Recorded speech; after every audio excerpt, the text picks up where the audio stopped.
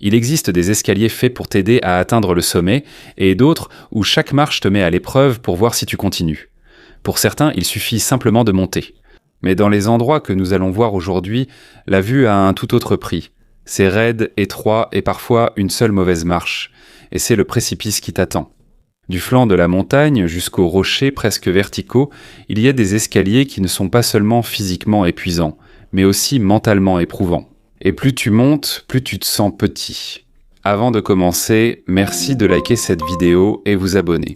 C'est très important pour nous, les créateurs de contenu. Merci beaucoup et maintenant commençons. Numéro 10, El Peñón de Guatapé, Colombie. Avant même de monter la première marche, tu comprends déjà pourquoi cet endroit est célèbre. Dans la région d'Antioquia en Colombie, il y a un énorme monolithe de granit qui se dresse soudainement au milieu du paysage, comme s'il n'avait rien à y faire. Il s'élève à près de 200 mètres au-dessus des environs. La roche est lisse, les côtés sont presque droits, et à première vue, il semble impossible à escalader. Mais c'est dans une fissure naturelle sur l'un de ses flancs qu'a été construite l'un des escaliers les plus célèbres d'Amérique du Sud. Selon les registres touristiques de la Colombie, il faut gravir plus de 740 marches pour atteindre le sommet. L'escalier est encastré directement dans la fissure de la roche. Les matériaux utilisés sont le béton et la brique, mais grâce à sa conception, il semble simplement coller au flanc de la montagne. Vu d'en bas, ce n'était qu'une fine ligne qui monte, mais à mesure que tu montes, c'est là que tu ressens vraiment à quel point c'est haut. La montée est longue, chaque section est raide, et à mesure que la direction de l'escalier change, la vue derrière toi s'élargit peu à peu. Au sommet, c'est là que se trouve la raison pour laquelle des milliers de visiteurs viennent ici chaque année. On peut y voir le réservoir de Guatapé. Le réservoir vu d'en haut est une vaste étendue d'eau parsemée de petites îles et de péninsules, ressemblant à des morceaux éparpillés d'une carte. Calme, vaste et vraiment magnifique. Mais pour y arriver, il faut franchir plus de 700 marches sans aucun raccourci. Et d'après ceux qui l'ont déjà gravi, si monter est difficile, descendre est encore plus éprouvant pour les genoux. Numéro 9, Chand-Baori, Rajasthan, Inde. Toutes les marches effrayantes ne montent pas. Certaines descendent en profondeur. Dans le village d'Abaneri, au Rajasthan, en Inde, se trouve le Chand-Baori, un puits à degrés très profond qui, au premier regard, ressemble déjà à une illusion d'optique. Vu d'en haut, il ressemble simplement à un motif géométrique, mais lorsque tu regardes plus bas, c'est là que tu réalises à quel point il est profond. Selon les archives historiques de l'Inde, le Chand-Baori a été construit vers le IXe siècle comme système de stockage d'eau pour une région souvent frappée par une chaleur intense et la sécheresse. Mais ce n'est pas seulement un simple réservoir d'eau, c'est aussi un chef-d'œuvre d'ingénierie. Il y a environ 3500 marches disposées sur 3 côtés du puits. Parfaitement alignée, parfaitement répétitive, et plus on descend, plus l'ensemble de la structure semble s'enfoncer sous la terre. Il atteint plus de 30 mètres de profondeur, et grâce à sa conception, la température en bas est plus fraîche qu'à la surface. Autrefois, les gens s'y reposaient surtout durant les étés très chauds. Mais s'il y a une chose que l'on remarque tout de suite ici, c'est à quel point chaque marche est étroite et raide. La descente est abrupte, il n'y a presque aucune marge d'erreur, pas de rampe, pas de barrière de sécurité moderne, seulement de la pierre, l'escalier et une longue descente tout droit. Donc, même s'il est techniquement possible de marcher sur certaines parties, l'accès aux marches elles-mêmes est généralement limité ou déconseillé pour la sécurité des visiteurs et aussi pour protéger l'ancienne structure. Et il y a une raison à cela. Parce que si tu fais un faux pas en haut, ce n'est pas l'eau que tu toucheras en premier, mais la pierre. Jusqu'à aujourd'hui, le Chand-Baori reste l'un des puits à degrés les plus photographiés d'Inde. Il est même apparu dans des films et des documentaires de voyage à cause de son design unique qui paraît presque impossible. Magnifique, paisible et mathématiquement fascinant. Mais plus tu le regardes longtemps, plus tu te sens étourdi. Numéro 8, Pilón del Diablo, Équateur. Il y a des escaliers qui font peur à cause de leur hauteur, mais celui-ci fait peur parce que la nature ne te laisse pas t'arrêter. En Équateur, près de la ville de Baños de Agua Santa, se trouve le Pilón del Diablo, également connu sous le nom de Chaudron du Diable. C'est l'une des cascades les plus célèbres du pays. Et dès que tu t'approches, tu peux déjà l'entendre. Tu ne la vois pas encore, mais tu entends déjà le fracas de l'eau. C'est puissant, grondant, presque tout autour tremble. Selon les informations touristiques locales, l'eau de la rivière Pastaza tombe dans une gorge étroite avant de s'écraser en bas et de créer un épais nuage de brume et de mousse. Au bord du précipice se trouve un chemin descendant, composé non d'un simple escalier, mais d'un labyrinthe de marches, plateformes, tunnels et passerelles accrochés à la roche. En descendant, tu te rapproches de plus en plus de la cascade. Le bruit devient plus fort, l'air devient plus lourd à cause de l'eau, et chaque pas devient plus glissant. Il y a des parties en béton, il y a du métal. Certaines sections paraissent taillées dans la roche, et par endroits, tu traverses un tunnel étroit derrière la chute d'eau. On a l'impression d'être dans une grotte. Alors qu'un mur blanc d'eau tombe devant toi, tu n'entends presque rien d'autre que le grondement. Tu ne vois presque rien d'autre que la brume. C'est la raison pour laquelle cet endroit est inoubliable. Tu ne fais pas que le regarder, tu entres directement en son cœur. Tu ressens la force de l'eau et du vent autour de toi en descendant. Mais c'est aussi ce qui rend l'endroit dangereux. Chaque rambarde est couverte d'humidité et de gouttes d'eau. Chaque pierre est glissante. Et à chaque pas, il faut être extrêmement prudent. Tout en bas de la zone d'observation, le pilon d'El Diablo se dresse devant toi. Un mur d'eau déchaîné qui tombe sans cesse sur les rochers en dessous. C'est magnifique. Mais la puissance est telle que tu ressens la vibration dans ta poitrine. Et une fois la descente terminée, il y a encore plus difficile. La remontée, les chaussures mouillées, les jambes fatiguées, et les marches qui semblent s'allonger à mesure que tu montes. Dans cette liste, ce n'est pas le plus haut, ce n'est pas non plus le plus exposé, mais c'est peut-être le plus glissant. Et parfois c'est ça qui fait le plus peur. Numéro 7, Skellig Michael, Irlande. Toutes les marches effrayantes ne se trouvent pas en montagne. Certaines sont au milieu de la mer. À quelques kilomètres au sud de la côte sud-ouest de l'Irlande, il y a une petite île escarpée qui s'élève de l'océan Atlantique. C'est Skellig Michael. De loin, cela ressemble juste à un gros morceau de roche frappé par les vagues. Mais tout en haut, il y a des traces de vie qui datent de plus de 1000 ans. Selon l'UNESCO, elle a abrité des moines vers le VIe siècle. C'est ici qu'ils ont vécu, loin du continent, loin des gens, entourés par la mer et le vent. Mais pour y arriver, il faut d'abord monter plus de 600 marches en pierre, et ce n'est pas un escalier moderne. Il n'y a pas de rampe, pas de finition lisse, pas de barrière de sécurité. Ce ne sont que d'anciennes pierres empilées sur le côté de l'île, taillées à la main, inégales, et exposées à la pluie, au vent et au sel de la mer pendant plus de 1400 ans, avant même d'atteindre les marches, il faut d'abord prendre un bateau depuis le continent. Et ce n'est pas possible tous les jours. Cela dépend souvent du temps. Quand les vagues ou le vent sont forts, l'approche en bateau est annulée. Mais lorsque la mer est calme et que le débarquement est autorisé, c'est là que commence l'ascension. Le chemin monte en serpentant. Et à mesure que l'on monte, le sentiment de sécurité disparaît peu à peu. D'un côté, il y a la roche, de l'autre, c'est une chute à pic vers l'Atlantique. Des centaines de pieds de profondeur, et au sommet de l'île, le vent change rapidement. Il y a des moments où il souffle soudainement très fort, c'est pourquoi il est conseillé aux visiteurs de rester accroupis en montant. Mais malgré cela, tu ne peux pas t'empêcher de regarder. D'en haut, tu peux voir les vagues se briser tout en bas. Tout autour, les oiseaux de mer tournent dans les airs comme s'ils étaient habitués à la hauteur. Et tout en haut, le monastère est toujours là. Des huttes en pierre qui ressemblent à des ruches. Des murs bas, un petit oratoire, et des structures construites à la main par les moines qui ont choisi de vivre dans l'un des endroits les plus isolés d'Irlande. Silencieux, venteux, et presque irréel. À l'époque moderne, le site a gagné en célébrité en servant de décor à Star Wars, mais son histoire est bien plus ancienne que celle des films. Car avant de devenir une destination touristique, c'était déjà un lieu de solitude, de foi et de survie. Et jusqu'à aujourd'hui, le même escalier, les mêmes pierres, la même falaise et ce même sentiment persistent. Qu'un seul faux pas, et c'est la mer qui vous attend. Numéro 6, Wat Phra Sua, Thaïlande. Au cœur de la province de Krabi, dans le sud de la Thaïlande, il existe un endroit connu pour ces deux univers. En bas, un temple bouddhiste paisible entouré par la jungle. En haut, une montagne d'escaliers qui semble sans fin. Selon les registres touristiques de la Thaïlande, il faut gravir plus de 1200 marches pour atteindre le sommet du Wat Tham Sua, plus connu sous le nom de temple de la grotte du tigre. Ce n'est pas simplement un site culturel, c'est un défi physique combiné à un voyage spirituel. Dès le pied de la montagne, on ressent déjà la chaleur et l'humidité qui enveloppent tout.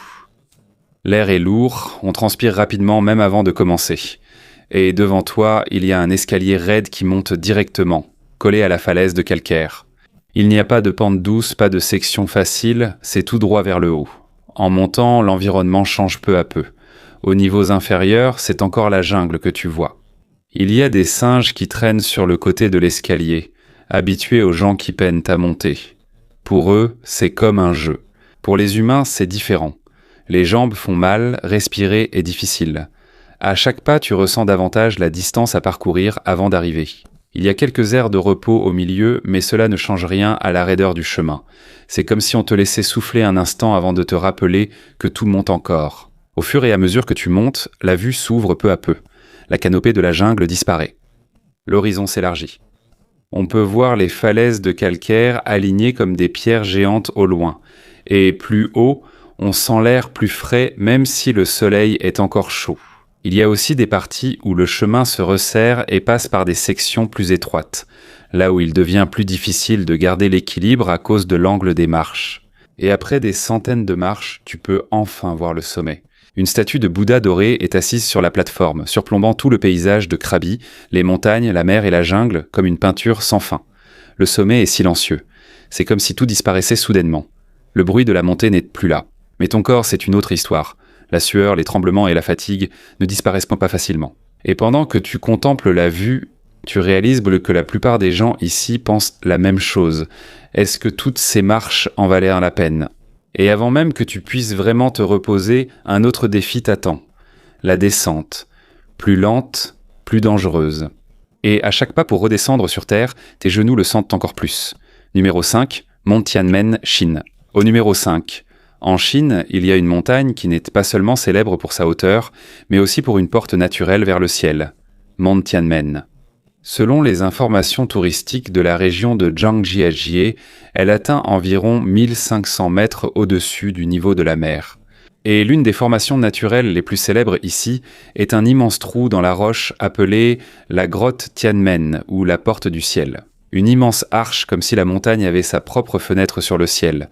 Mais avant de pouvoir la voir de près, il y a quelque chose à traverser. Plus de 900 marches. 999 marches. Ce n'est pas un nombre aléatoire.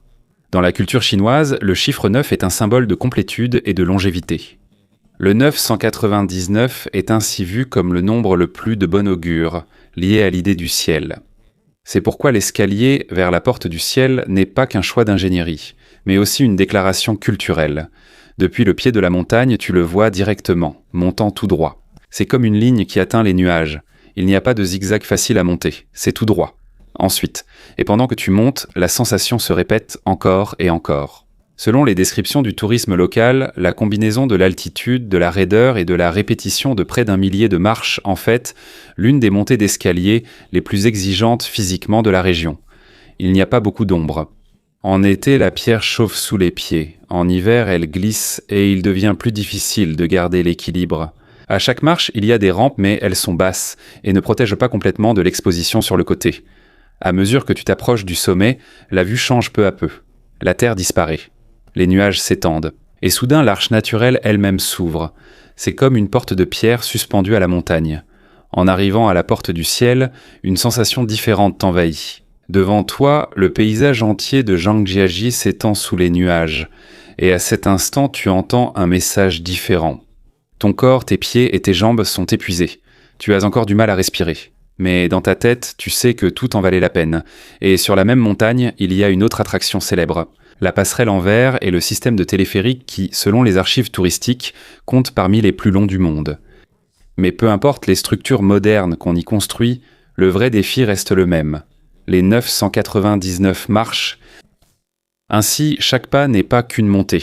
Il contribue à atteindre la véritable porte du ciel. Numéro 4. Sigiriya, Sri Lanka. Au cœur du Sri Lanka, il y a une immense montagne rocheuse qui s'élève soudainement au milieu d'une plaine plate. C'est comme une tour naturelle qui ne devrait pas être là, Sigiriya. Selon les archives historiques et archéologiques du Sri Lanka, il s'agit d'une formation rocheuse volcanique d'environ 200 mètres de haut par rapport aux plaines environnantes. Et elle est devenue le centre d'une ancienne forteresse royale au 5e siècle après Jésus-Christ, sous le règne du roi Kashipa. Mais la partie la plus célèbre de ce site n'est pas la base, mais l'ascension. Il y a plus de 1200 marches pour atteindre le sommet, et ce ne sont pas de simples escaliers. Au début, le chemin passe par les anciens jardins royaux et les ruines. Ce sont des signes qu'il s'agissait autrefois d'un complexe de palais luxueux, avec des systèmes d'eau et des terrasses paysagées. Au fur et à mesure que vous montez, la route devient progressivement plus raide. C'est aussi ici que l'on peut voir les célèbres fresques sur le flanc du rocher. Des œuvres d'art anciennes qui auraient ne plus de 1500 ans. Il y a aussi des parties du mur miroir, une surface de pierre polie sur laquelle, pendant des siècles, des visiteurs d'autrefois ont laissé des inscriptions.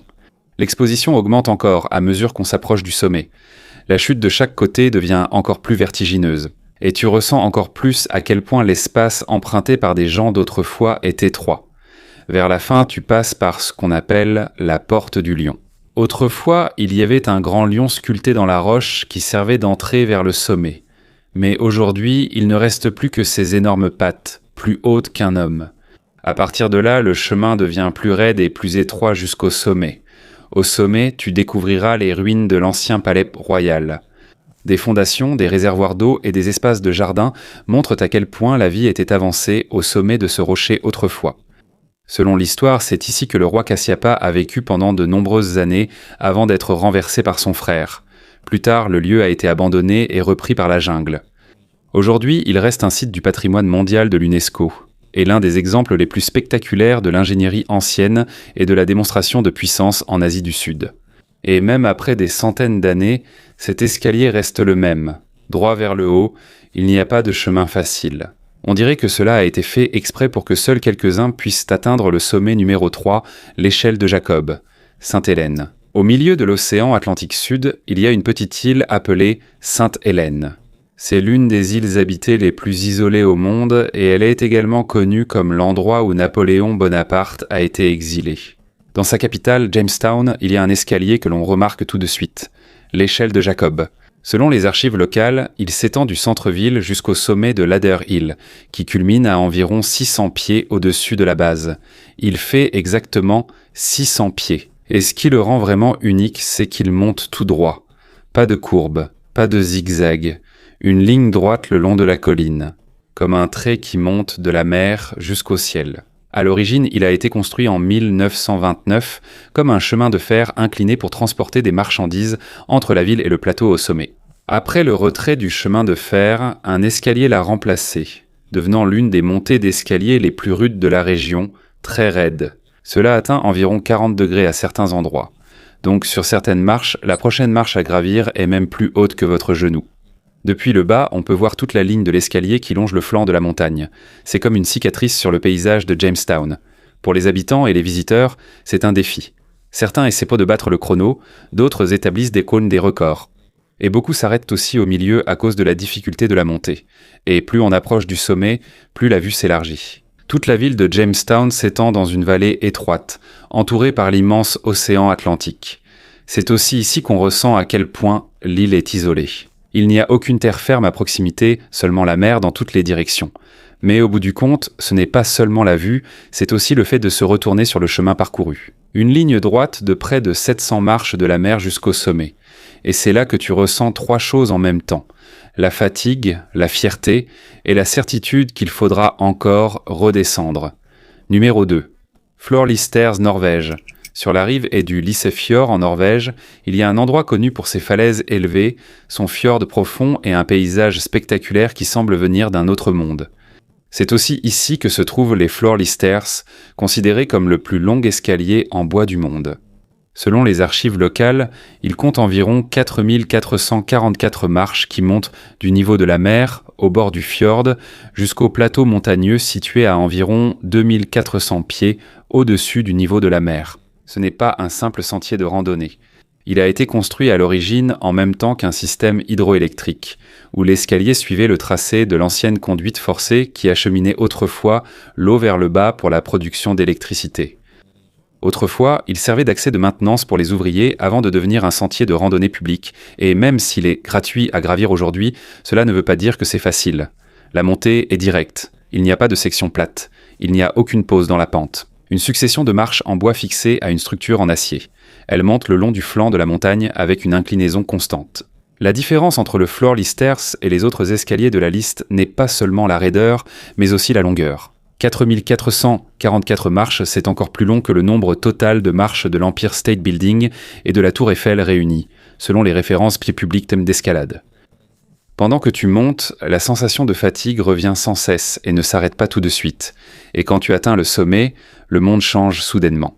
Un vaste plateau s'ouvre devant toi, avec des lacs, des rochers couverts de mousse et une nature sauvage norvégienne et silencieuse qui s'étend jusqu'à l'horizon.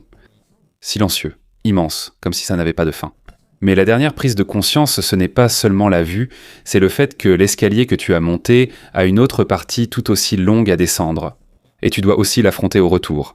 Numéro 1, Mont Nissen, Suisse.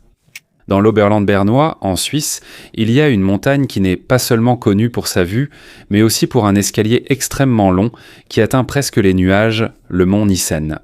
Selon les archives suisses, elle atteint environ 7700 pieds au-dessus du niveau de la mer. Et une fois par an seulement, lors d'une course de montagne organisée, un escalier unique de 12 700 marches est ouvert. Ce n'est pas un sentier de randonnée ordinaire. L'escalier suit le tracé du funiculaire Nissenbahn, une ancienne infrastructure utilisée pour l'accès d'entretien des rails. Donc, sa conception n'est pas destinée aux touristes, mais aux ouvriers. Ses raids continuent et sans pause. Pendant presque toute l'année, il est presque inaccessible au public. Il n'est accessible qu'un seul jour par an dans le cadre d'une course organisée. Le jour de l'événement, des centaines de coureurs gravissent le flanc de la montagne depuis la base jusqu'au sommet en empruntant uniquement l'escalier. Il n'y a pas de section plate, pas de pente douce, juste des marches successives qui atteignent plus de 11 000 marches. En montant, on sent le poids de l'altitude et l'inclinaison constante. C'est comme une succession de marches sans fin. C'est pareil et répétitif, et ça tire le corps vers le bas même si tu montes. Selon les archives de la course, certains coureurs d'élite terminent cela en un peu plus d'une heure, une performance considérée comme extrême même au niveau mondial de l'endurance. Mais en dehors du jour de la course, ce n'est pas un sentier de randonnée ouvert car l'escalier est une structure de maintenance, pas un sentier touristique. C'est pourquoi la simple ascension sans système de soutien est considérée comme dangereuse et n'est pas recommandée. Pour la plupart des visiteurs, l'option la plus sûre est le funiculaire qui monte jusqu'au sommet en environ 30 minutes. Et au sommet, une vue panoramique sur les Alpes bernoises s'offre à vous. Cela inclut le lac Thon et les chaînes de montagnes lointaines qui se dessinent à l'horizon. De là, vous pouvez également voir l'escalier sur le flanc de la montagne. Une ligne continue de plus de 11 000 marches descend jusqu'à la vallée. Et c'est là que l'on comprend clairement pourquoi cet endroit figure sur la liste. Ce n'est pas parce que c'est le plus exposé, ni parce que c'est le plus dangereux, mais à cause de la simple question que cela pose à quiconque regarde d'en bas. Es-tu capable de monter près de 11 000 marches une à une jusqu'au ciel ?